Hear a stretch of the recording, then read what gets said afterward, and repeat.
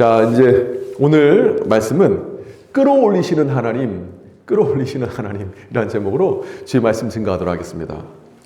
우리가 살다 보면 인생의 무게에 힘이 붙일 때가 있지요. 어떤 연구에 의하면 우리의 삶에 행복한 일도 있지만 마치 우리는요, 불행한 일은 항상 행복한 일보다 양도 더 많고 질적으로 강도가 더 센 것처럼 느껴질 때가 많다고 합니다. 그래서 많은 분들이요, 거기에서 좌절하고 낙심하게 된다고 해요. 여러분, 우리 중에 고난이 역경이 없는 사람이 있을까요? 아무도 없죠. 우리의 인생을 책으로 펴내라 하면 어떤 분은 책 3권짜리가 나오고 어떤 분은 12권짜리 대하 드라마로, 대하 소설로 나오는 분도 있습니다.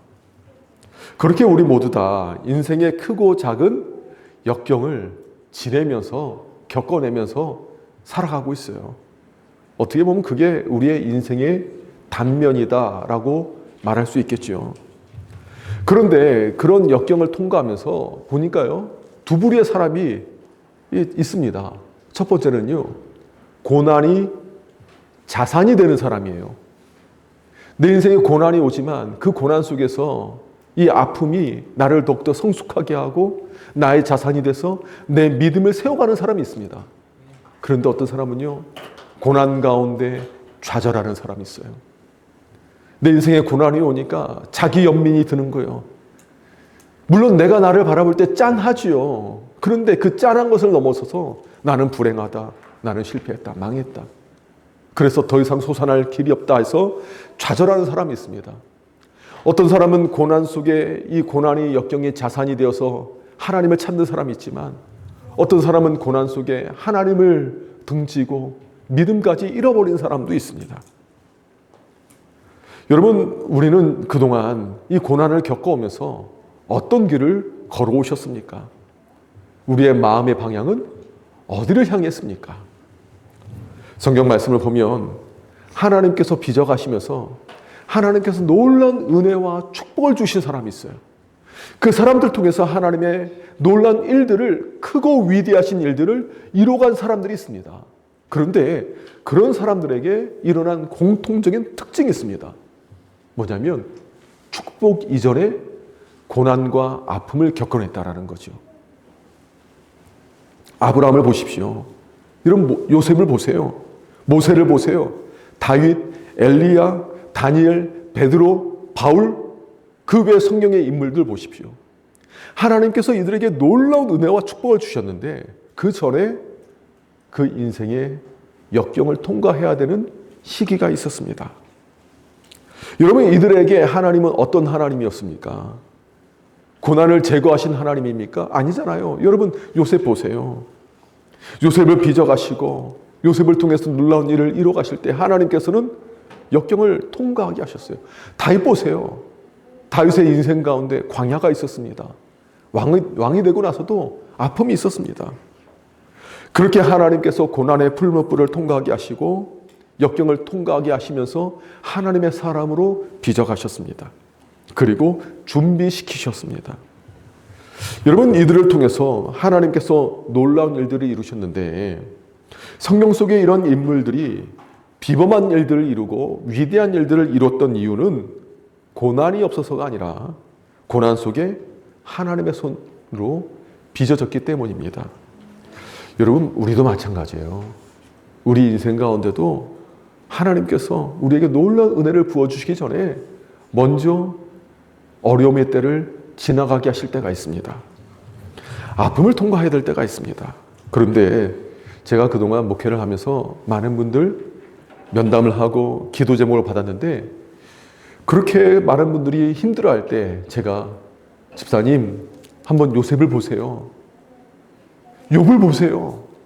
다윗을 보세요. 인생에 광야가 있었습니다. 라고 말을 하면 겉으로는 그렇지요 라고 말하지만 이 목회자로서 직감이라는 게 있지 않습니까? 받아들이지 않는 것처럼 느껴지는 거예요. 요셉은 요셉이고 다윗은 다윗이니까 그게 가능했지. 나는 그렇게 비범한 사람이 아닙니다. 나는 그렇게 성경에 기록될 만큼 믿음이 좋은 사람이 아니고요. 나 그저 평범한 사람입니다. 요셉은 요셉이니까 그 길을 통과할 수 있었죠. 라고 마치 말하는 것처럼 느껴져요. 그런데 성경을 좀 더 가까이서 들여다보면 하나님께서 들여 사용하신 사람들의 공통적인 특징이 뭡니까? 다 평범했던 사람들입니다. 원래 비범했던 사람들이 아니에요.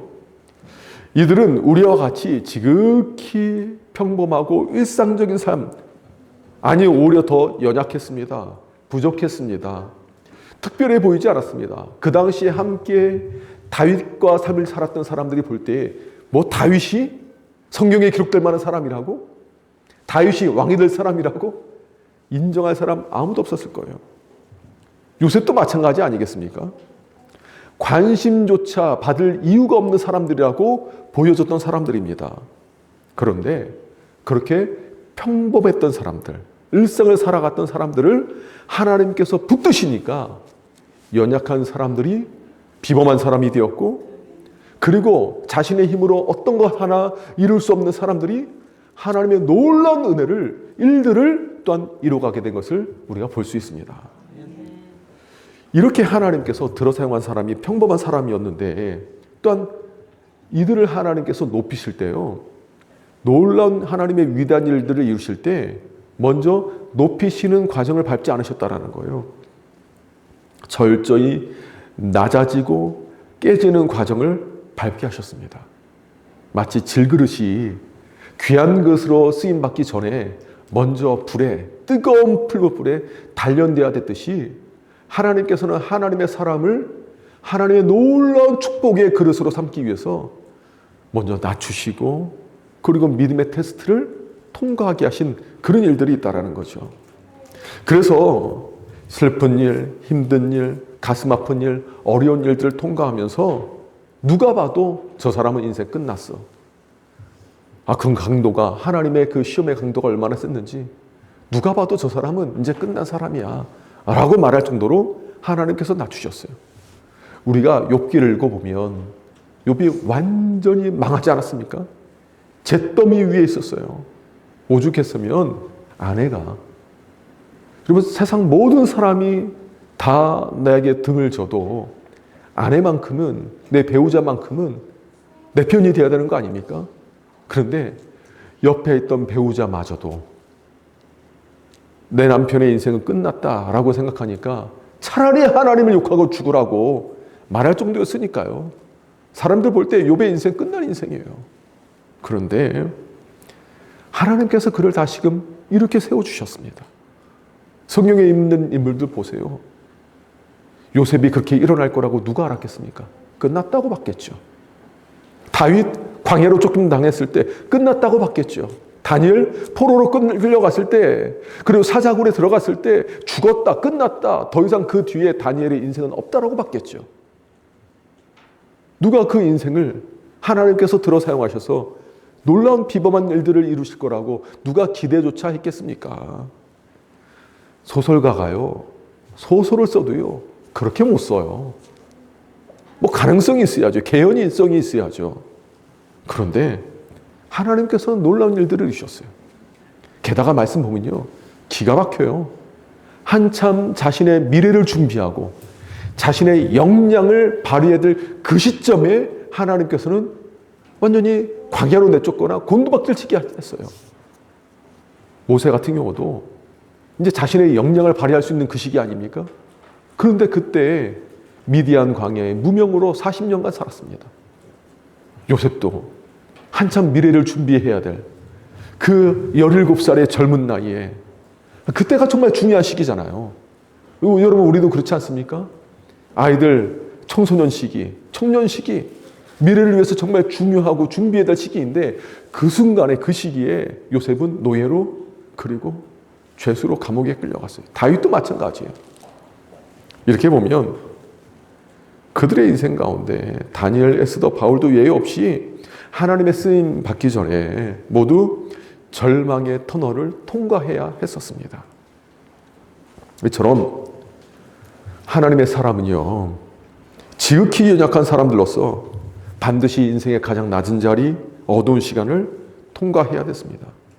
오늘 우리가 묵상하는 이 시편 30편은요, 바로 이러한 시간을 통과하여 하나님 앞에 신앙 간증하고 찬양했던 그러한 다윗의 고백입니다.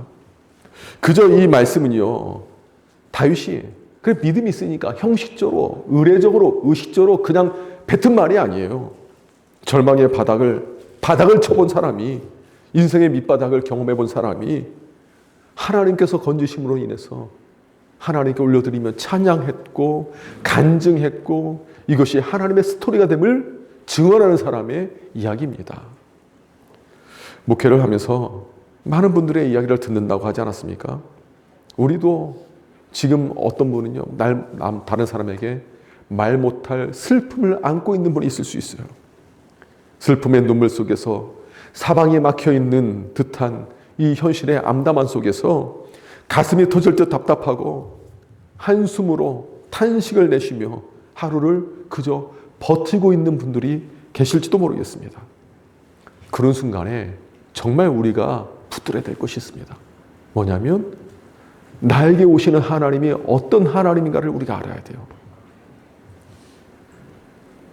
우리는 우리의 힘으로 일어날 수 없습니다. 정말 우리 연약한 힘으로 일어날 수 없습니다. 그러나 우리가 살아가야 될 소망을 얻고 그리고 미래를 꿈꿀 수 있는 이유는 하나님께서 우리를 포기하지 않으시고 하나님께서 우리를 붙들어 주시는데, 과연 나를 붙들어 주시는 하나님이 어떤 하나님인가를 알게 될 때 우리는 오늘 이 어려움 속에서도 소망을 꿈꾸고 희망을 노래 부를 수 있는 거예요.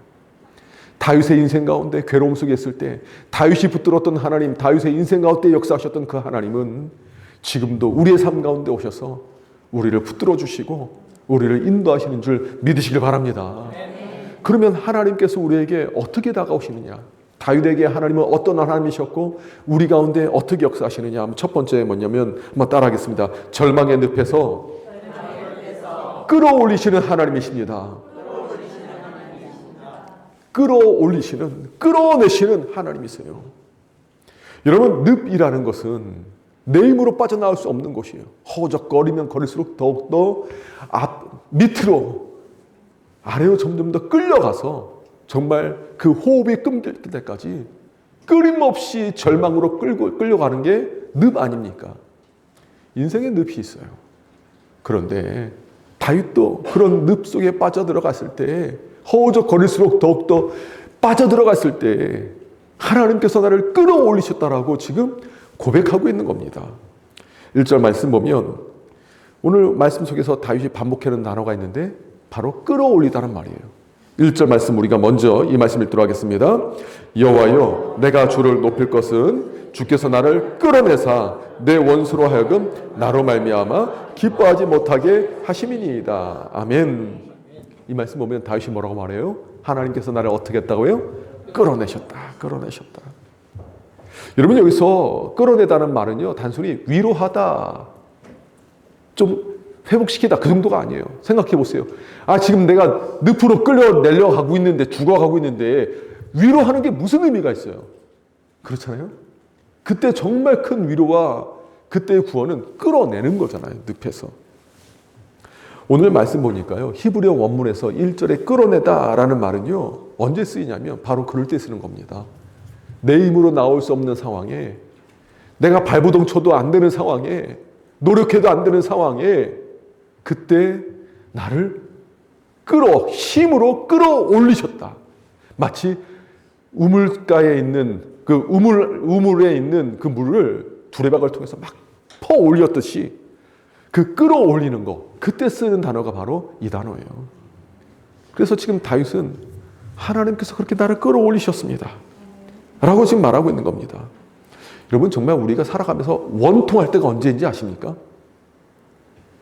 원수가 파놓은 함정에 내가 걸려 들어갔어요. 그런데 내가 거기서 헤어날 길이 없어요.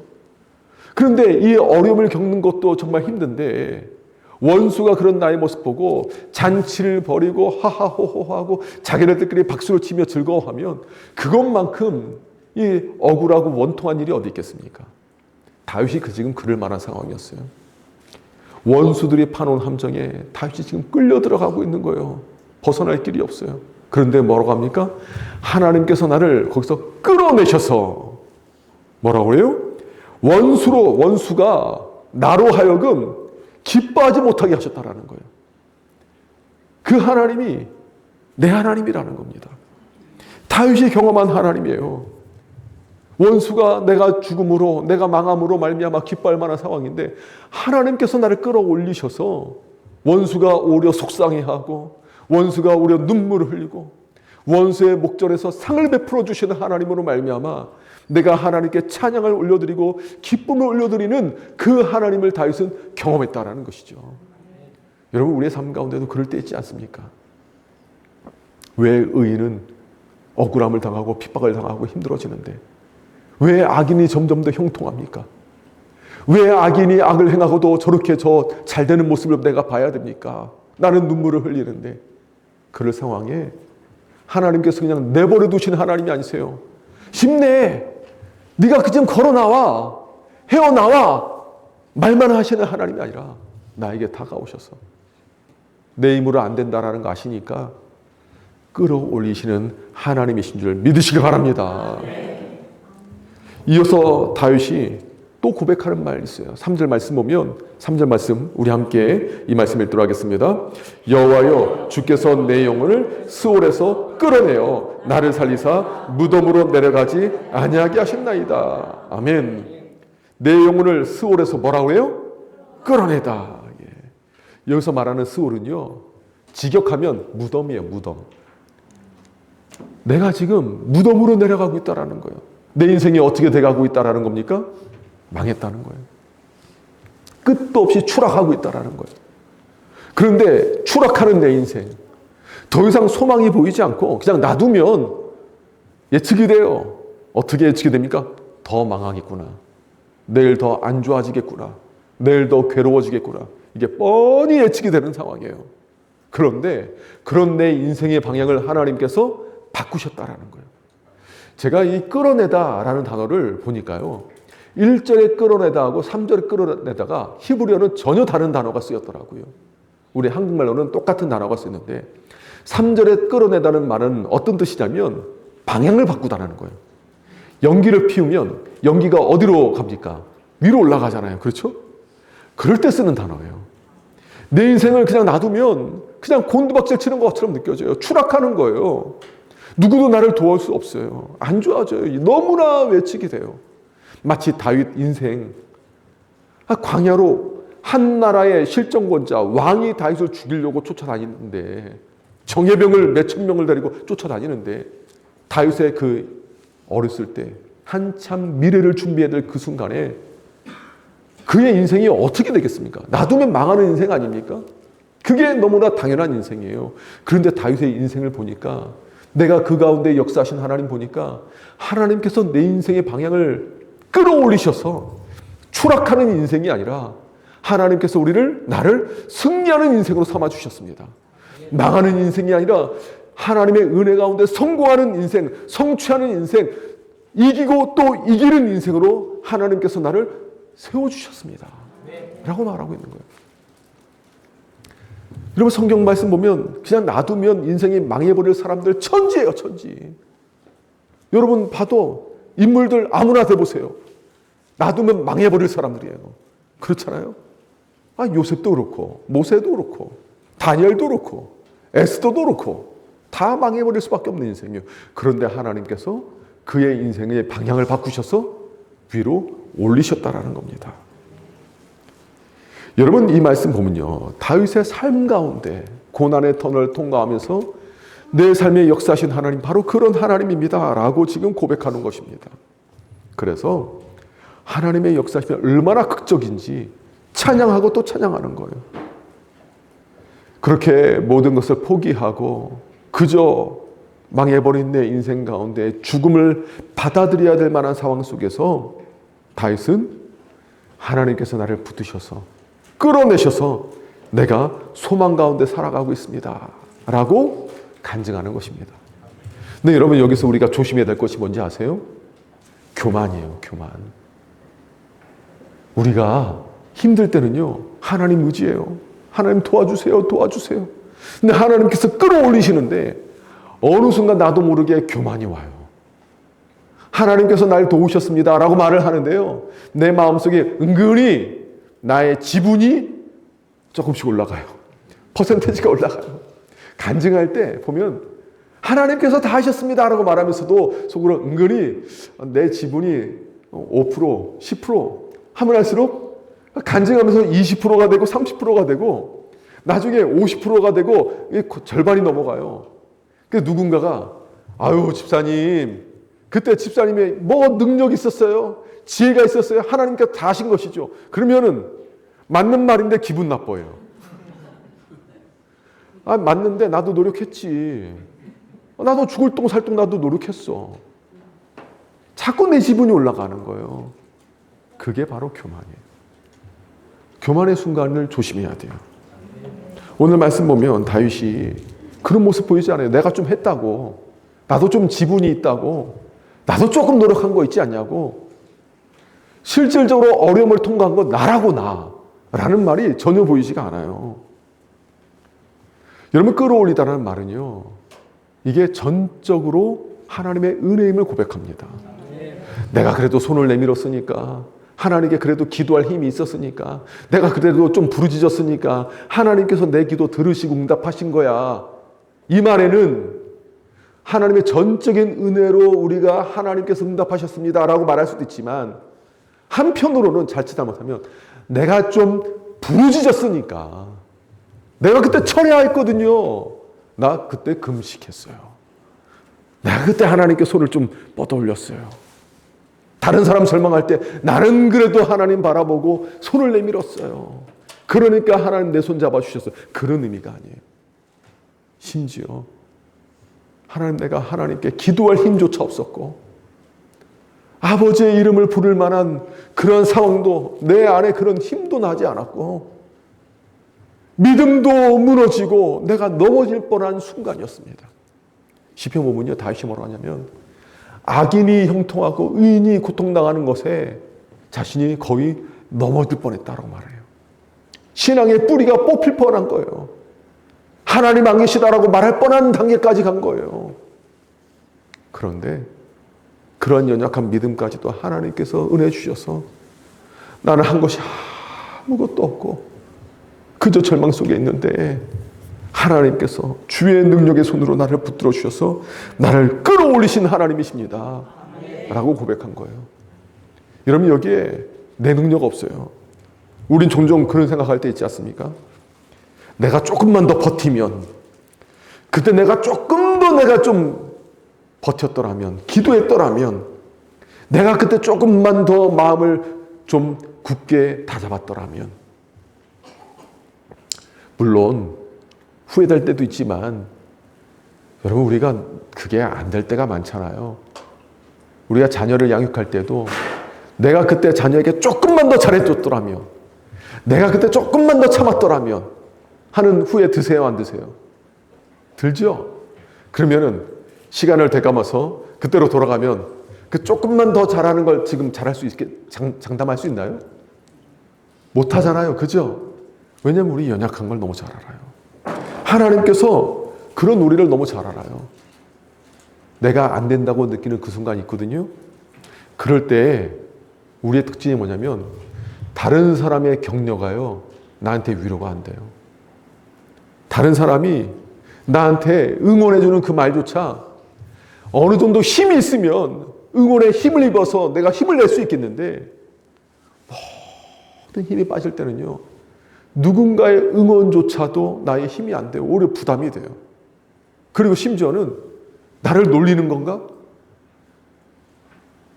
오히려 화를 내는 분이 있어요. 저는 처음에 집사님 걱정하지 마세요, 하나님께서 집사님 붙들어 주실 거예요.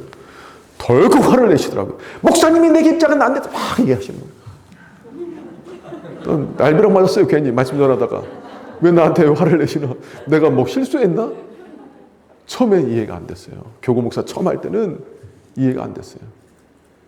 그런데 시간이 지나면서 정말 그분은 버틸 만한 힘이 없었구나. 너무 힘이 없으니까 하나님께서 붙들어 주신다는 말조차도 나에게 위로가 안 되니까 뻔한 말 하지 말라고, 목사님이니까 목사님 같은 말 하지 말라고. 그 말이 좀 이해가 되는 거예요.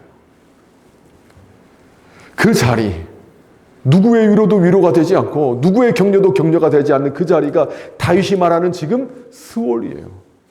내 인생 그렇게 힘듭니다. 죽은 자처럼 내가 살아날 기미가 없습니다. 마음이든 영혼이든.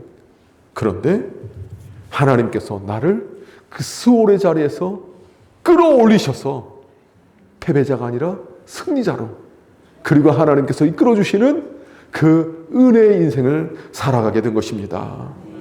그렇게 하나님께서 끌어올리신 하나님의 고백했다면요, 그 하나님 바로 나의 하나님이 되는 것을 여러분 믿으시길 바랍니다. 두 번째로 다윗이 고백한 하나님은 어떤 하나님입니까? 한번 따라하겠습니다. 도우셔서 역정케 하시는 하나님입니다. 도우시는 하나님이세요. 6절 7절 말씀 우리 함께 말씀 읽도록 하겠습니다. 내가 형통할 때에 말하기를 영원히 흔들리지 아니하리라 하였도다. 여호와여 주의 은혜로 나를 산같이 굳게 세우셨더니 주의 얼굴을 가리심에 내가 근심하였나이다. 아멘. 다윗이요, 안정된 시기가 있었습니다. 지금 이 시는요, 다윗이 그 왕이 되고 난 뒤에 지은 시로 추정을 하는데요, 생각하는데요, 지금 말씀 보면 6절에 뭐라고 합니까? 내가 뭐 할 때라고요? 형통할 때 말하기를 내가 영원히 뭐 하지 않는다는 거예요?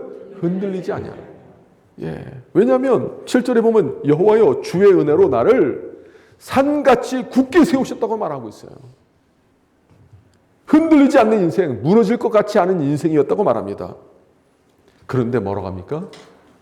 주의 얼굴을 가리심에 내가 근심하였나이다.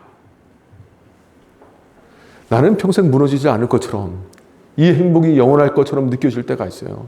직장에서, 가정에서, 아니면 어디 교회에서 무너지지 않을 것처럼 느낄 때가 있었어요. 저도 이대로 원로 목사가 될 줄 알았어요.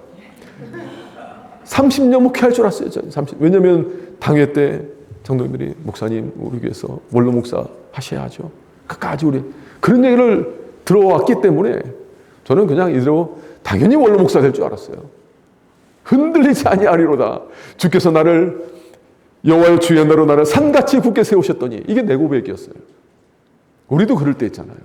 그런데 우리가 안심할 수 없어요. 왜냐하면 다윗은 왕이었지만 뭐라고 그래요? 주의 얼굴을 가리심에 내가 근심하였나이다. 주의 얼굴을 가리셨다는 것은요, 주님께서 지금 나에게 은혜를 거두셨다는 말이 아니에요. 하나님께서 여전히 나에게 은혜 주시지만 때로는 침묵하시는 것처럼 느껴질 때가 있어요. 하나님께서 나에게 말씀 주시면 그 말씀 붙들고 일어서기라도 할 텐데 하나님께서 어떤 말씀도 주지 않는 것처럼 느껴질 때가 있어요. 다윗에게도 그랬어요. 그렇게 은혜 주셨던 하나님께서 얼굴을 가리신 것처럼 느껴져요. 그러니까 흔들리는 거예요. 다시 뭐라고요? 내가 근심하였나이다. 이거는 걱정했다는 뜻이 아니에요. 언어를 보니까 충격이에요. 그래서 이것이 갑작스럽게 공포에 빠졌을 때 쓰는 말입니다. 소위 말해 패닉 상태에 빠졌다. 공황장애에 걸렸다. 내가 우울증에 걸렸다. 정신이 붕괴될 정도로 내가 인생의 아픔 속에 압도가 되었다. 그래서 내 마음도 내가 통제가 안 된다. 그럴 때예요. 다윗이 그랬어요. 그러니까 뭐라고 합니까? 내가 눈물로 밤을 지새웠는데 내 요가, 내 눈물로 이부자리가 다 젖었습니다. 다윗의 인생 보면 우울증 안 걸렸으면 그거 이상한 거예요. 그렇잖아요. 통제가 안 되는 거예요. 내 슬픔이. 주의 얼굴을 가리심에 내가 근심하였나이다. 여러분 경험해 본 분들은 아시죠? 우리의 삶에 정말 힘든 것은 뭐냐면 내가 이렇게 힘든데 하나님께서 침묵하시는 것처럼 느껴질 때 그때 정말 힘들어요. 정말 힘들어요. 하나님의 얼굴이 가려졌다는 거 바로 그런 순간 아닙니까? 우리가 정말 고생하더라도요, 하나님께서 은혜 주시면 그래도 은혜 붙들고 일어설 수 있어요. 우리가 고생하더라도 하나님께서 소망 비춰주시면 고생하더라도 소망 붙들고 일어날 수 있어요. 그런데 하나님께서 얼굴을 가리신 것처럼 느껴져서 소망의 빛조차 들지 않을 때 여러분 그때 정말 힘들어요. 다윗이 지금 다윗도 그런 상황에 있었던 거예요. 내가 근심하였나이다. 여러분 우리가 그래서 자만해서는 안 되는 겁니다. 이 정도면 내가 이 정도 위치면 흔들리지 않아요. 지금 내 입지가 확실해졌으니까 이제 평안할 일만 남았습니다. 이제 좀 안정됐으니까 이제 삶의 기반은 내가 다 닦아놨어요. 나에게 무슨 기도 제목이 있겠습니까? 제가 최근에 어떤 분한테 전화해서 기도하니까요. 그런 얘기 하세요. 목사님 제가 뭐 기도 제목이 뭐가 있겠습니까? 누구라고 말을 안 할게요. 사회적 지위가 이렇게 보장이 됐고 든든한데 저한테 무슨 기도 제목이 있겠습니까? 저는 목사님이 기도 제목입니다. 그러시더라고요. 제가 누구 욕하려고 한 건 아니고요. 누구든 그렇게 생각할 수 있을 때가 있어요. 누구든. 그런데 여러분 교만해서는 안 되는 거예요. 이 자리에 이른 것은 전적으로 하나님의 은혜 때문에 있는 줄 믿으시길 바랍니다. 다윗이 그랬던 거예요. 다윗이. 그래서 다윗은 지금 하나님께 무엇을 구하고 있냐면 하나님의 도우심을 구하고 있어요. 하나님의 도우심. 이전에 다윗은 골리앗을 이긴 적이 있었습니다. 그렇죠. 그 전쟁에서 연전연승했어요. 관록이 쌓였어요. 경험이 있어요. 그리고 자신이 말하면 도울 사람도 있었습니다. 그런데 다윗은요. 과거의 내 경험, 내 지혜, 내 능력, 골리앗을 이겼던 내 화려한 전적 그것을 말하는 것이 아니라 하나님 나의 돕는 자가 되어 주십시오 라고 부르짖는 거예요. 8절에서 10절까지 말씀 보면 이렇게 다윗이 고백하죠. 우리 함께 말씀 함께 읽도록 하겠습니다. 여호와여 내가 주께 부르짖고 여호와께 간구하기를 내가 무덤에 내려갈 때 나의 피가 무슨 유익이 있으리요 진토가 어떻게 주를 찬송하며 주의 진리를 선포하리이까 여호와여 들으시고 내게 은혜를 베푸소서 여호와여 나를 돕는 자가 되소서 하였나이다. 아멘. 10절에 여호와여 나를 돕는 자가 되소서. 여기서 말하는 돕다라는 말은요 그저 나를 좀 보조해 주라 나를 조금 이렇게 거들어 달라는 말이 아닙니다.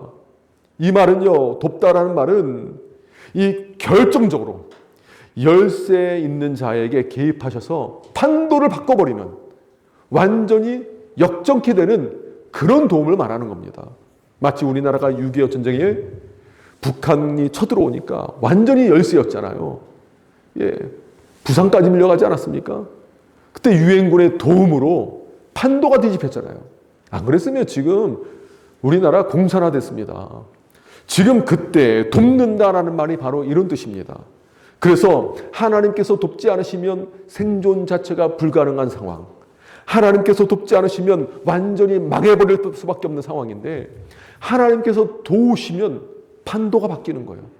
하나님께서 도우시면 이 인생에 완전히 전말이 바뀌어버리는 거예요. 그래서 다윗이 하나님께 구하는 것이 하나님 나에게 돕는 자가 되어 주십시오 라고 말하는 것은 하나님 내가 그 누구도 믿을 수 없고 그 누구도 나의 의지가 아닙니다. 주님께서 내 인생에 돕는 자가 되어 주시면 철부지였던 그 아이가 물맷돌 5개 그 중에 하나 가지고 골리앗을 이기는 판도가 뒤바뀐 것처럼 하나님께서 나를 도우셔서 이 판도를 뒤바꿔 주십시오. 그 고백이에요. 다윗은 나의 돕는 자, 하나님께서 나의 돕는 자가 되어달라는 이 고백을 시편에 수시로 말합니다. 시편 121편 보면 눈을 들어 산을 보아라. 나의 도움이 어디서 올까? 나의 도움은 천지를 지으신 여호와에게서로다 라는 고백. 그 고백이 바로 이 돕는다란 말이 지금 판세를 뒤바꾸는 도움을 말하고 있는 것입니다. 절박한 상황에서 생존을 위한 고백이에요. 여러분 그래서요 우리가 하나님께 기도해야 될 것도 그거예요. 하나님 나에게 돕는 자가 되어 주십시오. 다윗이 하나님께 기도했던 것처럼 하나님 이 상황에 나를 좀 도와주십시오. 하나님 없으면 살아갈 수 없습니다. 판세를 뒤엎어 주십시오. 인생의 방향을 뒤엎어 주십시오. 나를 끌어내 주십시오. 주님만이 나를 돕는 자이십니다. 여러분, 이 기도를 다윗의 기도가 아니라 바로 내 기도가 돼야 되는 거예요. 여러분, 그럴 때 하나님께서 우리 가운데 어떻게 역사하십니까? 11절 말씀 보면 이렇게 역사하셨어요. 우리 함께 11절 말씀 함께 읽도록 하겠습니다. 주께서 나의 슬픔이 변하여 내게 춤이 되게 하시며 나의 베옷을 벗기고 기쁨으로 띠우셨나이다. 아멘. 다윗은 도우시는 하나님으로 말미암아 인생이 역전된 하나님의 사람이 된 줄 믿으시길 바랍니다. 저는 저뿐만 아니라 우리 잠실 드림교회 모든 성도님들이 그 하나님 경험했으면 좋겠어요. 그래서 우리를 끌어올리시는 하나님, 우리를 도우신 하나님이 우리 성도님들의 삶 가운데 깊숙이 개입하여 주셔서 우리의 인생을 방향을 바꿔주시고 정말 원수로 하여금 웃지 못하게 만드시는 원수의 목전에서 상을 베풀어 주신 그 하나님을 경험하시길 주님의 이름으로 축복합니다. 전 또한 우리 잠실 드림교회가 그랬으면 좋겠어요. 하나님께서 우리의 예배 가운데 임재하셔서 우리의 예배를 기뻐 받으시지만 또한 우리 교회에 하나님께서 돕는 분이 되어주셔서 우리 교회는 주님의 교회 아닙니까? 그리스도의 몸된 교회 아닙니까? 주님께서 우리를 이끌어 주시고 역점케 하여 주셔서 우리 교회를 통하여 하나님의 위대하신 일들, 근심이 변하여 춤이 되게 하시는, 충격과 공포가 변하여 두려움이 변하여 정말 기쁨으로 하나님께 찬양드리는 예배가 되는 그런 교회가 되기를 주님의 이름으로 축복합니다. 마지막으로 다윗이 고백했던 하나님이 어떤 하나님이냐 한번 따라하겠습니다. 슬픔을 뒤집어 춤이 되게 하시는 하나님이십니다. 슬픔을, 그 탄식을, 눈물을 뒤집으셨어요. 춤추게 하시는 하나님이세요. 여러분, 너무 기뻐서 춤춰본 적 있으세요? 도대체 어느 정도로 기쁘면 춤을 추세요? 정말 춤춰본 적 별로 없으시죠? 저도 그래요. 근데 춤추지 않고는 배길 수 없을 정도로 정말 기쁨이 있다라면 여러분, 그거 축제입니다, 인생이. 하나님께서 다윗의 인생을 그렇게 만드셨다라는 거예요. 근데 오늘 춤추게 하다는 게요, 언어를 보니까 혼자 추는 춤이 아니에요. 공동체가 같이 추는 춤이에요. 얼마나 기쁘면, 다윗도 기쁘지만 함께 했던 사람들, 인생을 같이, 동고동락을 같이 했던 그 사람들이 정말로 함께 기뻐서 공동체가 춤이 되고 이게 축제가 되고 예배가 되는 그런 은혜를 하나님께서 베푸셨다는 겁니다. 여러분, 11절 말씀 우리 다시 한번 읽고 11절 12절 말씀 함께 우리 읽도록 하겠습니다. 주께서 나의 슬픔이 변하여 내게 춤이 되게 하시며 나의 베옷을 벗기고 기쁨으로 띠우셨나이다. 이는 잠잠하지 아니하고 내 영광으로 주를 찬송하게 하심이니 여호와 나의 하나님이여 내가 주께 영원히 감사하리이다. 아멘. 여러분, 이 변했다는 말은, 슬픔이 변했다는 것은요, 좀 나아졌다, 근심이 좀 사라졌어요, 이게 아니라요, 완전히 뒤바꿔버린 거예요. 역전시켜버린 거예요. 전복시켜버린 겁니다. 그래서 슬픔이 변하여 춤이 되게 하신 거예요. 제가 소망하는 것 중에 하나가 그거예요. 저는 우리 잠실 드림교회 성도님들이 정말 이런 좋은 일이 있어요, 저런 좋은 일이 있어요, 그러면 막 노래가 나와요, 찬양이 나와요. 정말 기뻐요. 안 믿으시는 건 아니죠. 잘됐다 얘기 들으면 그렇게 기쁠 수가 없어요. 또 하나가 뭐냐면, 그런 일들이 계속 일어나길 원하는데 교회 공동체적으로 그렇습니다. 제가 예전에 사역했던 교회 보면 수영로교회나 오륜교회나 그런 일이 있었는데요. 수영로교회 같은 경우는 교회 이렇게 주변의 상황에 의해서 건축을 하게 되었어요. IMF 터지고 나니까 주변에 있는 사람들이, 땅 주인들이 자신의 그 땅들을 서로가 막 모은 거예요. 작업을 다 한 거예요. 그래서 수영록에 사달라고. 그러니까 교회는 돈이 없다고. 그러니까 이 사람들이 사달라고, 우리가 작업 다 해놨는데, 안 그러면 일일이 작업 다 해야 되거든요. 근데 본인들이 해서 사달라는 거 싼 값에. 그러니까 하도 지역 주민들이 살려달라고 하고 하니까 교회에 돈이 없는 게 말이 되냐고 하는데, 교회 모르는 사람들이 하는 얘기예요. 사달라고 하니까 그럼 교회에서 사주기로 했어요. 그런데 재정이 없는 거예요. 그래서 이 잔금을 지불해야 되는데 돈이 없는 거예요. 사무장님이 가서 은행에서 그 돈을 성도님들이 이제 입금한 걸 빼내야 되는데 돈이 없는 거예요. 돈이. 마감 시간 되는데. 그런데 마감할 때 그 마감 시간 딱 되니까 성도님들이 미리 헌금하면 좋은데 그 시간에 다들 감동이 들어 마감하는 시간에 헌금하셨나 봐요. 그러니까 마감하는 시간에 자꾸 막 입금되고 하니까 그때 잔금을 다 치렀다는 거예요. 그리고 그 얘기를 목사님이 들으시고 성도님들한테 예배 중에 선포하셨대요. 그러니까 성도님들이 그 모였을 때는 처음에는 어떻게 하면 좋냐, 우리 교회 이제는 괜히 땅 사가지고 망하겠다, 뭐 이렇게 막 얼마나 힘들었겠습니까? 근데 나중에 통장이 이게 정리를 하는데 종이가 다 차고 넘기고 다 차고 넘기고 할 정도로 차고 오르니까 하나님께서 함께 하셨습니다 선포하는 순간 성도들이 그 자리에서 춤을 췄대요. 근데 저는 하나님께서 어떤 방면으로 역사하시든 정말 기도하고 소망했던 그 영혼이 예수 믿어서 천국 백성이 되었습니다 해서 우리가 함께 춤을 추는 일이든, 다음 세대가 하나님의 세대로 굳건하게 서서 정말 하나님의 영광을 나타내는 일에 쓰임받았습니다 춤을 추는 일이든, 하나님께서 어떤 방향으로든 방해되었든 간에 우리로 하여금 춤추게 하시는 하나님이신 줄 믿습니다.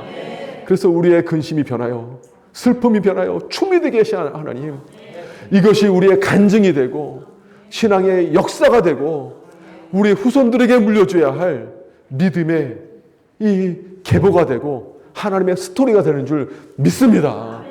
그래서 하나님의 역사하심이 교회, 사람의 그 별거 안 되는 지혜로 이끌어지는 교회가 아니라 하나님의 역사하심으로 이끌어지는 교회가 되게 하실 줄 믿습니다.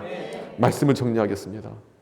여러분, 하나님께서는요 그렇게 다윗의 인생 가운데 슬픔을 벗기셨고 그리고 배의 옷을 입었을 때, 여러분 배의 옷을 입었다는 건 뭐냐면 장례식장에 입는 옷이에요. 근심 속에 있는 옷이에요. 누가 봐도 저 사람은 슬퍼하는 사람이에요. 그런데 내가 벗었다고 안 하고 하나님께서 벗기셨다고 말하는 거예요. 슬픔 끝이라고 하나님께서 선언하신 것입니다.